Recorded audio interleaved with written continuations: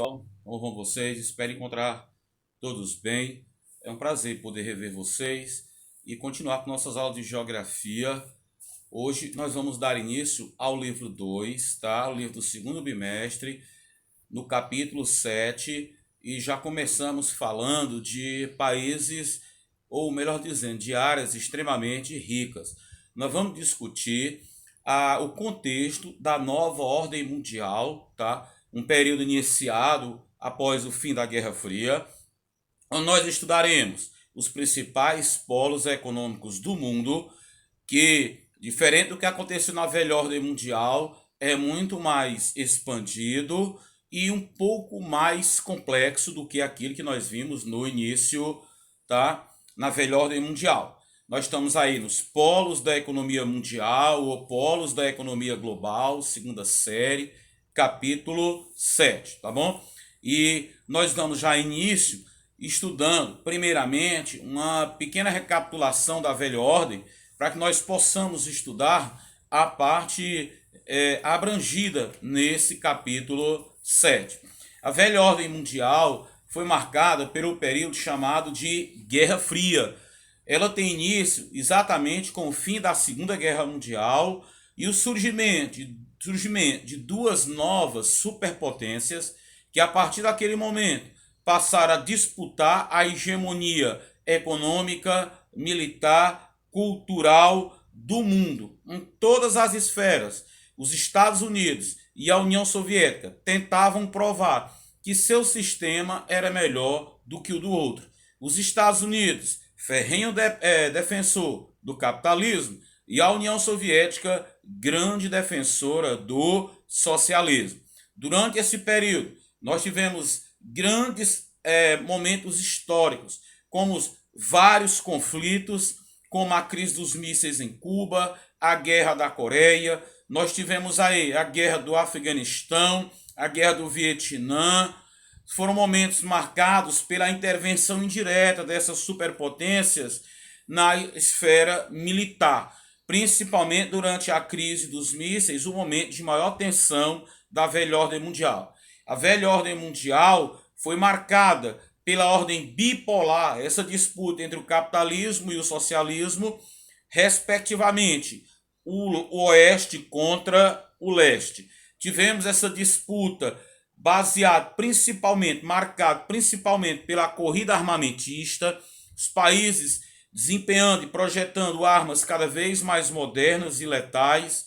Nós tivemos uma disputa de natureza ideológica, marcado pela ação das duas superpotências, tentando estender os seus tentáculos de influência por um número cada vez maior de países. Criação de alianças militares como a OTAN dos capitalistas, o Pacto de Varsóvia dos socialistas. Os americanos lançaram o Plano Marshall, uma ajuda econômica para a reconstrução da Europa Ocidental e do Japão, e, por sua vez, com a intenção de barrar o avanço do socialismo, chamado Plano Marshall. A União Soviética respondeu com o Comecon e, assim por diante, continuava a se degladiar na chamada também corrida espacial. Depois de um longo período, no final da década de 1970, a União Soviética dava sinais de fraqueza, de fraquejamento, fraqueza essa que seria consumada no fim da década de 80 e finalmente com sua dissolução no ano de 1991.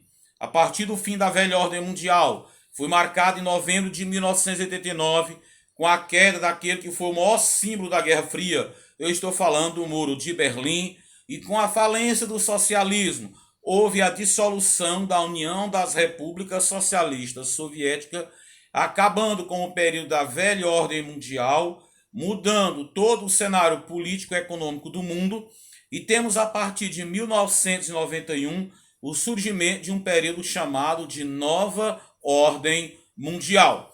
A partir da Nova Ordem Mundial, nós deixamos de ter uma disputa bélica, o poder dos países, sua influência na geopolítica global não estava mais baseada no seu poder bélico, no seu poder militar, mas sim no seu desenvolvimento tecnológico e econômico, na sua grande influência no seu poder econômico perante as nações do planeta.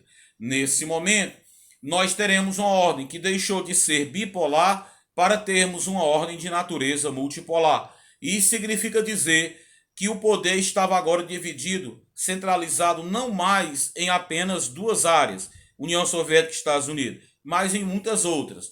Desses dois países sobreviveram os Estados Unidos, que passaram a disputar com a União Europeia, com o Japão e com agora a China a hegemonia mundial, tá? Então, a nova ordem representou a hegemonia do capitalismo, a derrota do socialismo para o capitalismo.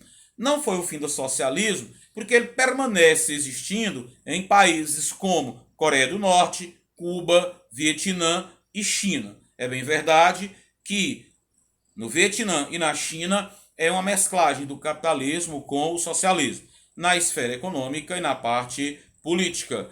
Nós tivemos durante esse período da Guerra Fria a divisão do mundo em primeiro, segundo e terceiro mundo. O primeiro mundo, capitalistas desenvolvidos.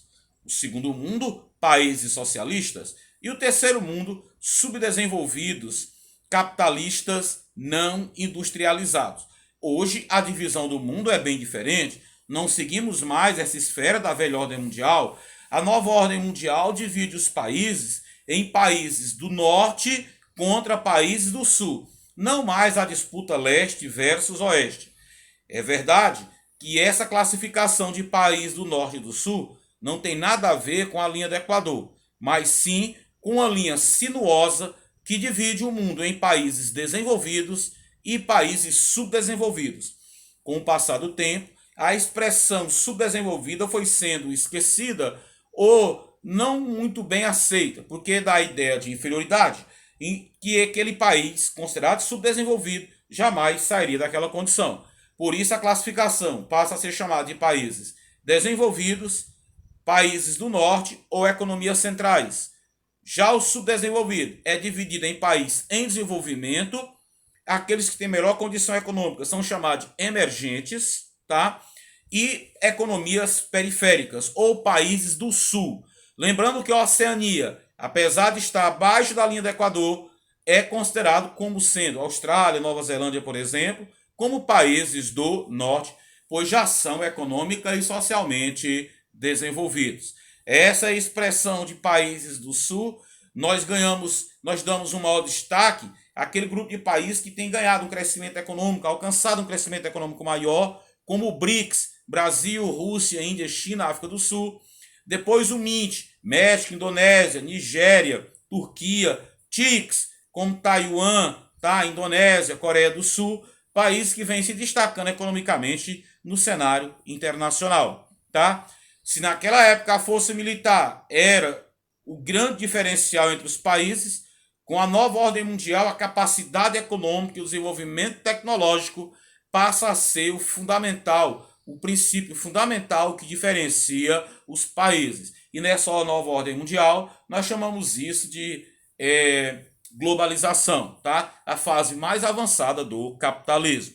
Durante a década de 1970, a disputa dentro do mercado norte-americano entre as empresas que investiam em pesquisa científica, em desenvolvimento de tecnologia, passaram a buscar novos mercados consumidores, fornecedores de matéria-prima, de mão de obra barata, que oferecesse isenção fiscal para diminuir o custo de produção. A ocorrida na década de 1970, a terceira revolução industrial, fez surgir essas empresas norte-americanas, europeias e japonesas que se espalharam pelo mundo inteiro. Elas receberam o nome à época de multinacionais. Hoje elas são chamadas de transnacionais. Se deslocam do seu país de origem para outras localidades do mundo em busca de grandes vantagens para ela, que diminua seu custo de produção e contribua para o aumento do lucro. Fazendo um comparativo da velha com a nova ordem mundial, nós podemos perceber que a velha ordem tem início em 1945, com o fim da Guerra Fria, marcado pela bipolaridade, a disputa Estados Unidos-União Soviética, a Guerra Fria, que é a velha ordem, a formação das alianças militares, as corridas armamentista e espacial. Já na nova ordem mundial, a partir da década de 1990, não temos mais uma ordem bipolar, mas uma ordem o quê? Multipolar. Não temos mais o poder bélico, mas o poder econômico. E vai se destacar a criação de blocos econômicos, uma política de regionalização, as disputas comerciais realizadas entre os países e principalmente o surgimento de uma tríade para a economia global. Essa tríade seria Estados Unidos, União Europeia e Japão, comandando o cenário econômico global. E agora, no final já do século XX, início do século XXI, nós teremos a China ingressando nesses polos de influência. Aqui eu deixei para vocês uma figura que representa bem aquilo que nós acabamos de discutir. Guerra Fria à atualidade. Nós temos aqui os Estados Unidos, o Japão e a União Europeia como a tríade, os três grupos, as três áreas que comandam o polo econômico mundial a partir do fim da Guerra Fria, tá ok?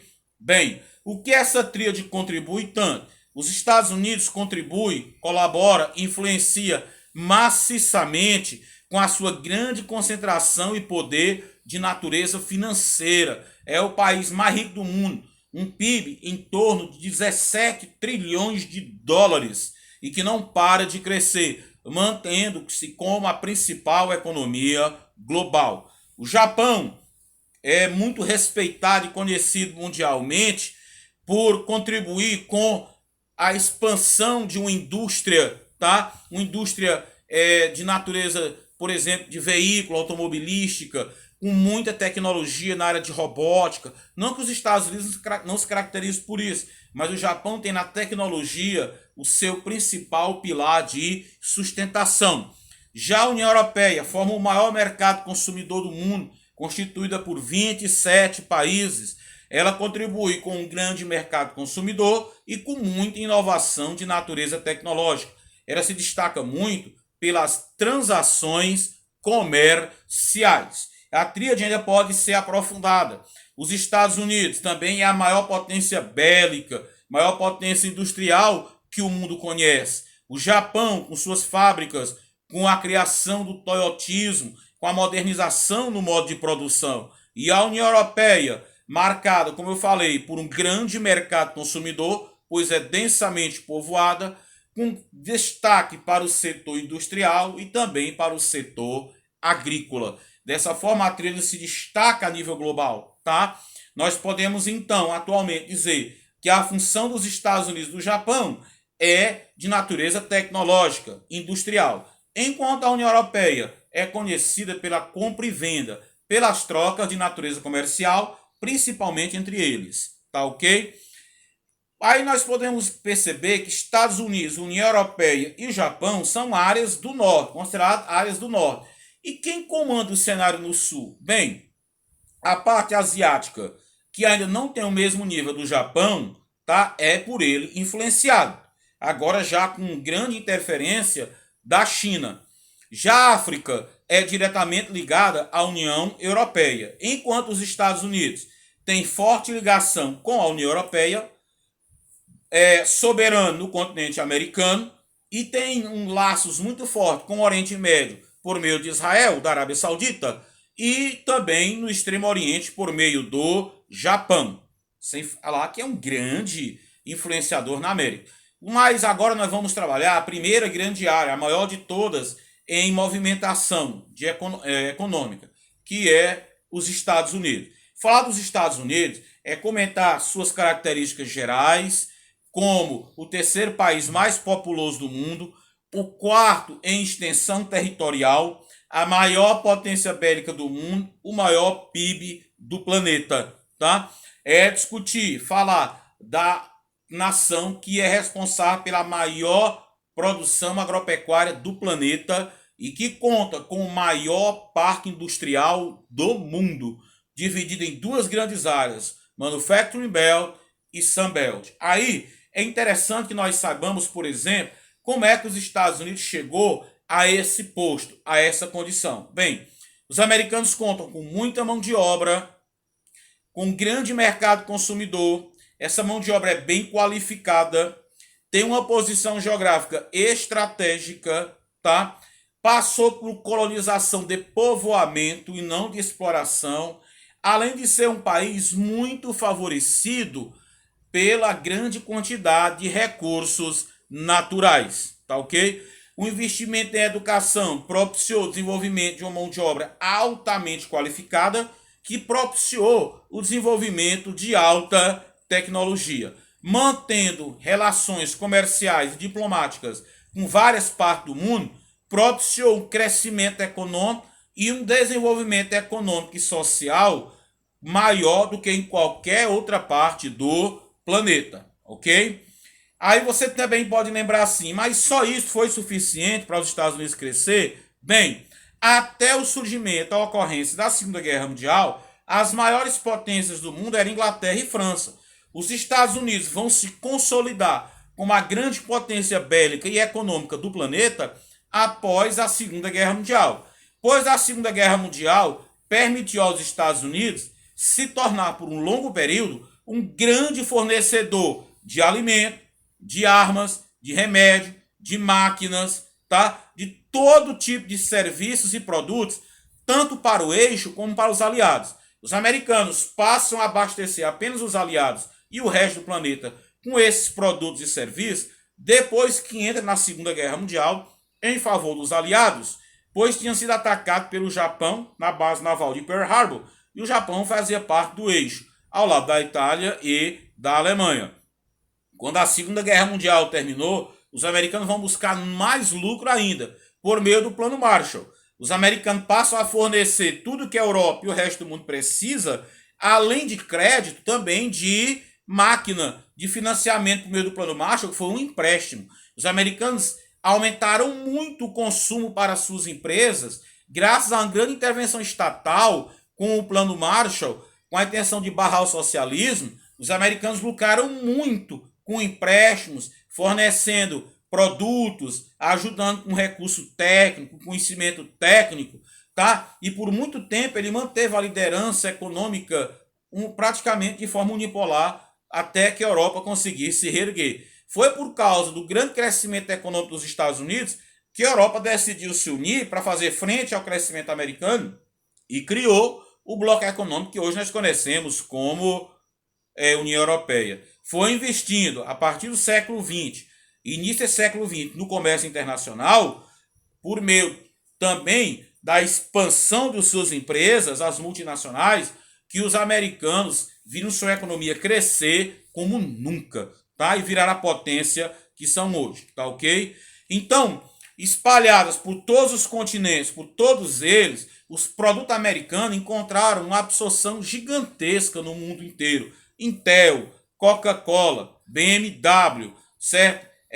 Daimler, Chrysler, quer dizer, empresas americanas que não vão faltar para fornecer tecnologia, tá? Energia, investimento no lado militar, na aeronáutica, no setor de petróleo, no setor de química, de fertilizantes, quer dizer, um leque de produto muito grande para ofertar ao mundo. E o mundo absorve muito esses produtos, esses serviços, aquecendo e aumentando ainda mais o poder da economia norte-americana, ok?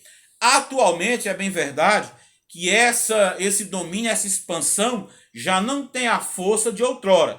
Por quê? Esse desenvolvimento, como nós vimos no começo da aula, também já aconteceu em outras partes do mundo. Os americanos, as indústrias, passaram a ter concorrência de produtos da União Europeia, de produtos japoneses, de produtos chineses e até mesmo de produtos o quê? Dos novos e velhos tigres asiáticos e também do Brasil. Porque o polo industrial mundial se diversificou, países que viviam da agricultura se industrializaram, são os novos países industrializados, tá? Os NICs, como é o caso dos tigres asiáticos e do Brasil, México e Argentina, aumentando a oferta de produtos e serviços, muitas vezes mais baratos do que aqueles ofertados pela tríade, o que aumentou a concorrência no mercado internacional, certo? Entre a tríade e esses países que hoje são considerados o quê? Emergentes. Para falar da economia norte-americana, nós vamos focar em duas áreas, na indústria e na agropecuária. Primeiro, nós vamos discutir a indústria. Os Estados Unidos são detentores do maior parque industrial que o mundo conhece. Se industrializou inicialmente no leste, numa região chamada Manufacturing Belt, ou seja, o cinturão de manufatura, o cinturão de fábricas ou o cinturão de indústrias. Essa área do Nordeste dos Estados Unidos concentrou inicialmente a indústria norte-americana por diversos motivos. Alguns se destacam e nós veremos aqui. Por exemplo, havia uma mão de obra abundante, formada por americanos e imigrantes do mundo inteiro. Como essa população era muito numerosa e consumia muito, os americanos tinham na mão a possibilidade de explorar um grande mercado consumidor.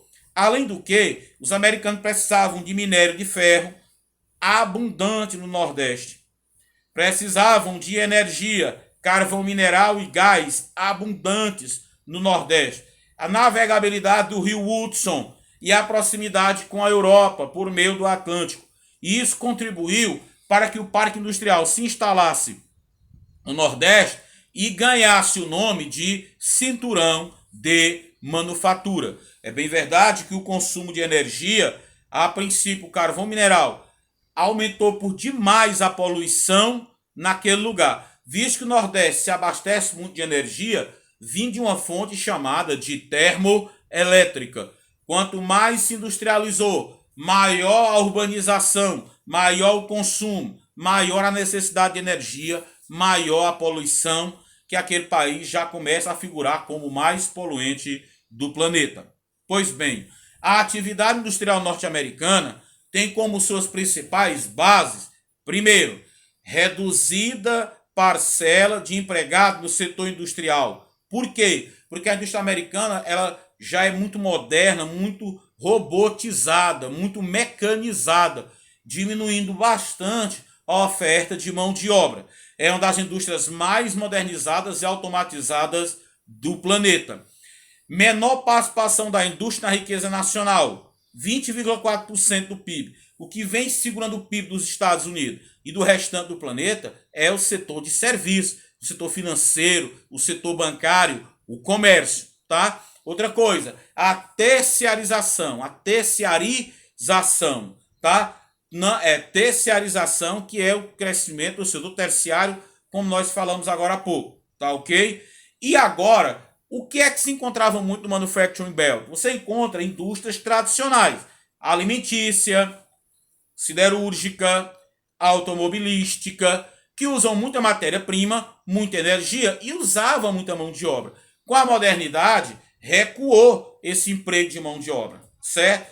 E aí o sindicato começou a bater nas indústrias para não demitir, exigindo qualidade de trabalho acima da média mundial, exigindo salários bons, protegendo os funcionários contra a demissão, participação nos lucros. A atuação do sindicato começou a incomodar os industriais que queriam obter vantagens para continuar com lucro alto e não sofrer tanta pressão da população vendo seus lucros diminuírem. Com isso, os americanos passaram a sofrer com um processo de desconcentração industrial, onde as indústrias passam a migrar do Manufacturing Belt para outras áreas dos Estados Unidos, em especial as porções sul e oeste do país, chamada de Sunbelt, o Cinturão do Sol. E também muitas empresas vão fechar no Nordeste dos Estados Unidos e ir embora para a China, onde a mão de obra é muito mais barata e é melhor produzir lá e mandar esses equipamentos prontos ou para serem montados nos Estados Unidos ou em outras partes do mundo, saindo bem mais barato do que se fosse montado dentro do território americano. Aí essa saída de empresa dos Estados Unidos para a China já é um processo de desindustrialização, tá? Isso fez com que o Manufacturing Belt ganhasse um apelido de Sunbelt, de Rust Belt, ou seja, o cinturão de ferrugem.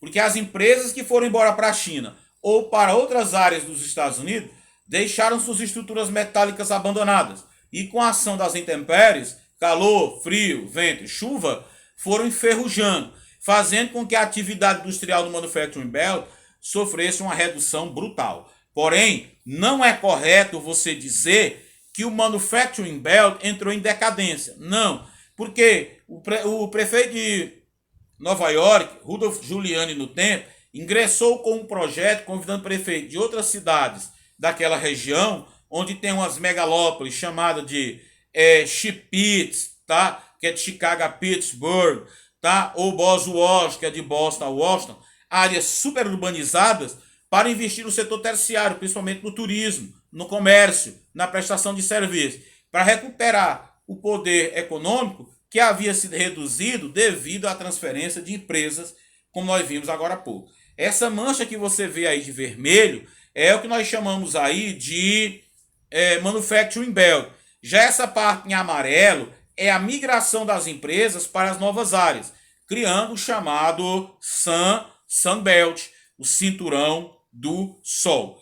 Pittsburgh sempre foi uma cidade conhecida pela atividade siderúrgica e metalúrgica, ou seja, a transformação do minério de ferro em aço, em metal. Ela recuou muito, perdeu poder graças à mudança do cenário econômico do Manufacturing Belt.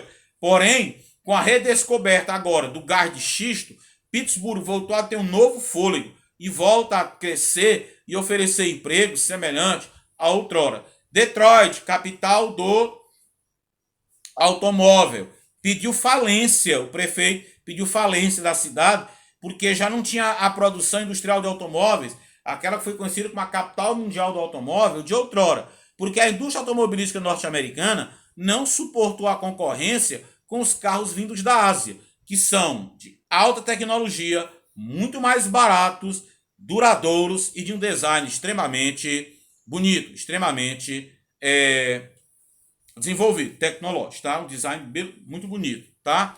A região que passa a receber essas indústrias, lá no lado da Califórnia, oferecia muitas vantagens. Uma mão de obra altamente qualificada, o petróleo do Golfo do México, um novo mercado consumidor e proximidade agora com a área do Pacífico, com a área da China que crescia muito, os tigres asiáticos, os novos tigres, o Japão, tá? A costa oeste da América do Sul. Então havia um novo mercado expandindo-se em pleno século XXI, o que fez com que essas empresas abrissem seus olhos e se dirigissem para a região da Califórnia. Tá? É naquela região do Sunbelt que você vai encontrar o quê? A NASA, Google, Facebook, empresas de petróleo como a British Petroleum, grandes empresas norte-americanas que trabalham principalmente com tecnologia. Esse mapa nos mostra bem o que é o Sunbelt e como as empresas migram para ele. Tá? Nós podemos ver até no enunciado do quadro, do slide, aquilo que nós já fizemos, um comentário, uma introdução, agora há pouco. Nos últimos anos, vem migrando intensamente para o sul, o Sunbelt, e costa oeste dos Estados Unidos, onde vai ter agora uma grande megalópole chamada de Sansan, que vai de San Diego até São Francisco, tá? Empresas que trabalham principalmente na área de pesquisa e tecnologia. Pesquisa científica e tecnologia. Essas áreas do Sunbelt são conhecidas como tecnopolos. E o que são os tecnopolos? São áreas que trabalham com pesquisa científica, áreas que trabalham com desenvolvimento de tecnologia e áreas que atraem muito investimento do governo em infraestrutura. E atrai também muita mão de obra, principalmente aquela altamente qualificada, oferecendo salários altos. Isso gera um fenômeno conhecido como fuga de cérebro. O que é fuga de cérebro? É quando seu país ou a área onde você está começa a perder mão de obra altamente qualificada. Perder como? Porque áreas que oferecem condições de trabalho melhor, salários mais altos, tá? Um futuro melhor para aquele profissional muito qualificado, faz propostas para aquele funcionário, aquele trabalhador se dirigir para lá. Então muita gente foi abandonando a Índia, o Irã, o Nordeste dos Estados Unidos e migrando para o Reino Unido, migrando para o Sul e Oeste dos Estados Unidos em busca dessas vantagens que eu acabei de citar. É bem verdade que o Brasil também tem tecnopolo, como São José dos Campos, Campina Grande, tá? Na Paraíba, Campinas, em São Paulo, são exemplos, São Roque, são grandes exemplos de tecnopolos, tá? Então essas áreas estão se destacando mundialmente por oferecer trabalho e oportunidades cada vez melhores. Outra área norte-americana muito destacada no mundo é a agricultura e a pecuária. Os Estados Unidos constituem o país que tem a maior produção agrícola do mundo. E essa produção agrícola começou no leste do país, primeira parte onde os ingleses chegaram e passaram a explorar os Estados Unidos por meio de plantation, usando mão de obra o quê? Escravo. Posteriormente, começou a corrida para as planícies centrais e para a porção oeste do país, tá? Isso já no século XIX, fazendo com que as planícies centrais se tornassem o que elas são hoje, a área de maior produção agrícola dos Estados Unidos. Enquanto o sul e o oeste vêm se destacando pela produção de leite, para a criação de gado, de carne e até mesmo de frutas naquela região. A produção agrícola norte-americana acontece em dois tipos de propriedades. Os green belts, belt é uma área que eles chamam de cinturões. Os green belt, que são pequenas e médias propriedades agrícolas de caráter familiar, localizada em torno das cidades para abastecê-las de seus produtos. Ou então os belts, que são latifúndios, ou seja, propriedades agrícolas muito grandes, que praticam a agricultura moderna, que usam sementes transgênicas, que usam muito fertilizante, agrotóxico, a mão de obra é pouco utilizada, a que é usada é muito qualificada, se utiliza muito mecanização, e essa produção, tanto a industrial como a agrícola, é muito grande para abastecer o mercado interno e também para abastecer o mercado externo. Apesar de toda essa produção agrícola, a produção agropecuária não representa nem mesmo 1% do PIB norte-americano. E não chega a gerar nem mesmo 3%, é abaixo de 3% da mão de obra empregada naquele país, mesmo sendo o maior produtor agrícola do mundo inteiro. Essas áreas, esses belt americanos, são bem conhecidos. Por exemplo, Corn Belt, que é a grande produção de milho. E como os americanos praticam uma agricultura moderna, eles praticam rotação de cultura, afolhamento, terraceamento, plantio direto, para tentar conservar o solo e evitar seu esgotamento. No entanto, nos últimos anos, os americanos passaram a usar mais fertilizante, passaram a utilizar também mais sementes transgênicas, porque os solos estão se esgotando. A situação americana já não é tão boa, já não há tanta área disponível e aquelas áreas já incorporadas à área de plantio estão sofrendo muito com a falta de fertilidade, com a escassez do solo, gerando até desertificação pela prática da monocultura e o uso de tratores, de máquinas na produção agrícola. Cotton Belt, a produção de algodão, Wheat Belt, de trigo, tá? Fruit Belt, de frutas e assim sucessivamente. Tanto para abastecer o mercado interno como o mercado externo.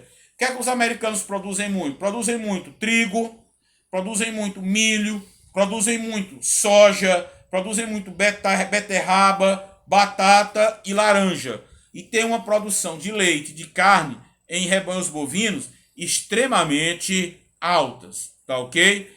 Pois bem, aqui eu fiz menção à importância, por meio de números, daquilo que nós comentamos agora há pouco. Ó, 95% das fazendas americanas são de famílias que cultivam suas terras, tá? Apenas 5% são de empresas que trabalham no ramo alimentício. Perceba que a maior parte do território é cultivado pela agricultura familiar, mas não quer dizer que seja propriedade pequena, nem que seja uma propriedade que não utilize tecnologia, muito menos capital. Não se pratique uma agricultura o quê? Moderna, tá ok? Nós já comentamos essa parte dos 3% da população economicamente ativa dos Estados Unidos, tá? Apenas uma ratificação. Eu queria citar outros exemplos de belts, por isso coloquei esse slide que tem, por exemplo, Rushing Belt. O que é Rushing Belt? É a criação de gado, tá? O gado de natureza extensiva. Milk Leite, a produção de leite, tá ok? Produção de Dairy Belt, que é a criação de gado leiteiro no modo intensivo e assim sucessivamente. Os americanos sempre trabalham com paciência e com bastante tecnologia, certo? São essas características principais. Pois bem, algumas características eu fiz questão de demonstrar aqui. Há uma interação muito forte entre a agricultura e as empresas. A empresa já compra muitas vezes a colheita daquele agricultor antes mesmo dele plantar. Eu tenho um compromisso X com você, para você me entregar tantas toneladas, eu pago tanto. No momento que a colheita é feita, já tem o destino certo. É por isso que eu coloco aqui, ó, há uma forte presença de empresas que atuam não só nos Estados Unidos, como em vários lugares do mundo. Exemplo aí, a Unilever, uma empresa americana que atua muito no setor de alimentos. A indústria é extremamente capitalizada, a agricultura extremamente capitalizada e com a mão de obra extremamente especializada. Vamos produzir isso. Os americanos plantam de acordo com o favorecimento do relevo, da fertilidade do solo e principalmente do clima. Os americanos levam em consideração se aquele clima favorece aquele produto, se ele é muito procurado naquela região e se o solo é adequado para o cultivo daquela cultura. É extremamente planejado. Aqui nós temos uma imagem dos belts, que eu vou colocar numa figura adiante com mais detalhes, mais detalhada. Olha aqui como é mais fácil de entender. Nós temos aqui perto do Canadá as áreas de trigo, tá? O wheat belt, que tem que ser frio na fronteira com o Canadá. Nós temos na parte leste o corn belt, que é a produção de milho, de soja, tá? A criação, por exemplo, de suínos. Os americanos usam muito milho, não apenas para se alimentar, mas também para produzir seu biocombustível, que é o metanol, tá legal? Nós temos na parte próxima ao Sunbelt os Rushing Belts, que é a prática de pecuária o quê? Extensiva, tá ok? Nós temos a fruticultura irrigada na região oeste, onde tem muito deserto, tá ok? Nós temos a produção de leite, também próximo do Canadá, onde na reforma do NAFTA, Trump exigiu uma maior entrada de produto derivado de leite dos pecuaristas americanos no mercado consumidor canadense. Você veja como a agricultura é levada a sério nos Estados Unidos.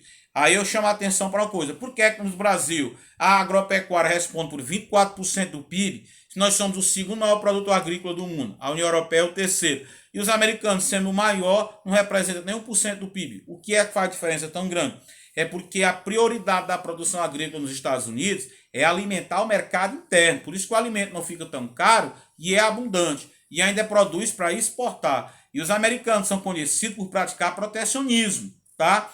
Eles erguem barreiras para tornar o produto importado mais caro, pagando um imposto alto, ou então oferecendo subsídio, que é uma ajuda para o industrial ou agricultor americano baratear artificialmente o preço do seu produto e vencer a concorrência do produto importado. O que é que o Brasil importa tanto para os Estados Unidos?